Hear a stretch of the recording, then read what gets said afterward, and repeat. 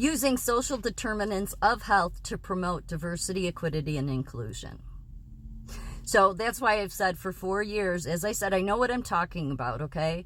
I haven't done research day and night about this for so many years and putting videos out there to not know what I'm talking about, and watching what the hospitals are doing and knowing they were not going to back off, okay? So clearly the leadership we have at healthcare, even at the private sector, isn't going to work. It is not in the best interest of America. DEI is nothing but a destruction model. Many of these people, they're just socialist globalists. And their goal is to destroy America. It is. It's to take America down. And unfortunately, I mean, if you don't realize that not everybody loves America, especially people that are Americans, many of them. There's more that do love America, but you have to understand that you can't ignore the private sector. So, yes, they benefit because they're the private sector, but when you're dealing with people's health care and you're still going to push this on people, then what you're still trying to do is overthrow America. You're just using the health sector to do it. That's exactly what they're doing. They're still wanting to throw a wrench into the values of what America started on. Shame on them. But it's not like they're going to change. Socialists rarely change. And this is 2021. Mobilizing toward health equity. Action steps for healthcare organizations. Now, I explained yesterday how what DEI has done is it's lowered the standards in every area in healthcare. Like there is no standards anymore. It's people can just admit people and they don't even, have to have the credentials of a doctor. You didn't used to be able to do these things. Again, I don't know how some of these hospitals are getting around it. They all need to be held accountable, though. I've been saying this for a while. I think the only way you're going to stop this is that some of these people, because they've put so many people in danger and people have gotten hurt, whether it's workers or patients. And I'm talking particularly about in your standalone psych hospitals, okay? They seem to be the most just doing whatever they want. But the health sector in general, whether it's a major hospital or a standalone psych, they're going to continue to push this.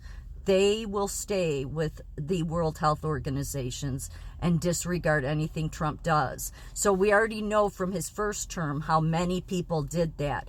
And I do not think that that's going to fly this time. It's just not. You can see their perspectives of healthcare CEOs and leadership executives. They're the very problem with healthcare, is, I've said, the executive level. From your chief nursing officers on up, those executives. One of the biggest problems with them is they go along. Because obviously if they don't, they'll be fired. I get it. But you're selling, what they end up sacrificing is safety, and they make excuses to themselves. So the CEOs and leadership that we have in the executive branch of healthcare systems across the country is disgraceful, because they're all doing this. They're all doing it. So they're hurting health. The standards. There's really no standards. They talk about standards, but we used to actually be able to talk about standards, and we had them. Now they're not there anymore. They're just trying to slowly push all the standards out because it serves the CEOs and the executives and the socialists who want to, at every level in America used to be number one in so many areas. And over time, because of these socialists, these leadership executives, these CEOs that go along with this stuff, they just destroy the institution of health. They destroy the institution of care. And so I'm not sure what the answer to that is, but I think there will be an answer. I do. I think that Trump knows, because if I could figure out years ago that it was going to be the private sector that was going to be the problem, then I'm sure he knows it too. If we go back to the original Constitution, really, it would take care of a lot of this. Yeah, none of these people should really underestimate Trump. They shouldn't. I mean, with Chevron, the oil company, is already calling, and on Google Maps, they've already changed Gulf of Mexico to Gulf of America. So with an executive order, he was able to do that. So no matter what all your lawyers say and your C-suite, you maybe all should go read the Constitution, the original Constitution, and sit back and realize that the people in America spoke, and we spoke in support of Trump, okay? And we don't want any more of this. And this is how serious he was about pulling us out, okay? No more of the global agenda, okay? Global system negotiations. While withdrawal is in progress, the Secretary of State will cease negotiations on the WHO pandemic agreement and the amendment to the international health regulations, and that nothing they do will have any binding force on the United States. So when the healthcare sector itself and those leaders, and it's in my last video, I showed how in June there's going to be an upcoming, behavioral health summit in Chicago through Becker's. They're like an online platform with everything like health related with business, like on the business end. They're going to have this whole thing about how they're going to tackle social determinants of health, and they don't mean tackle it to get rid of it. That's not what they mean. They're saying we're in the private sector, we can still do what we want. Yeah, but then there's a problem here, because the majority of the people are not on board with you and you're disregarding them. So do you think that's good for health? No, you're actually you're actually one of the problems in health, aren't you? But they'll never see that. They're too narcissistic. And it said revoked. Pulling us out of the WHO? Yes, revoked. United States government to provide a unified and effective response to combat COVID-19 and to provide United States leadership on global health and security is revoked. So then for hospital leadership in this country to continue to just ignore it and say, we're going to have our summits, we're going to do whatever we want, we don't care what the president does, then you're disrespecting 90% of the people in this country that voted for him. And that's going to be a problem legally.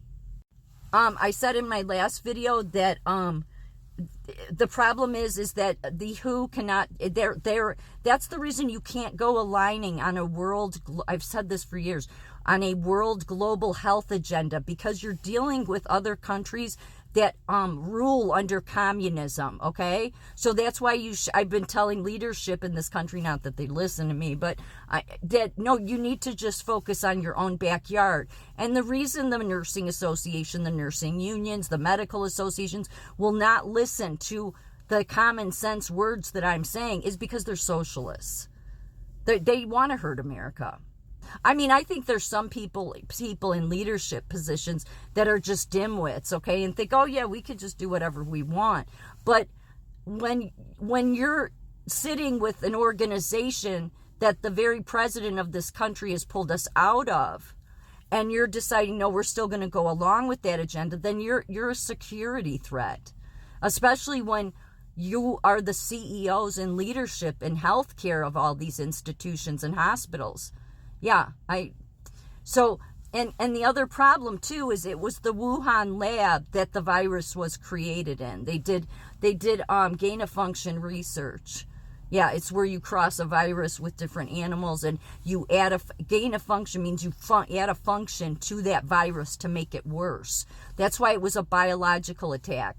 And I said on America, but it was really done on the world, okay? So that's the other reason. So that's the reason what will happen is these they're going to be seen, even though they're in the private sector, as you're colluding with people that caused a threat to this country, because that virus was created in the Wuhan lab. Facts.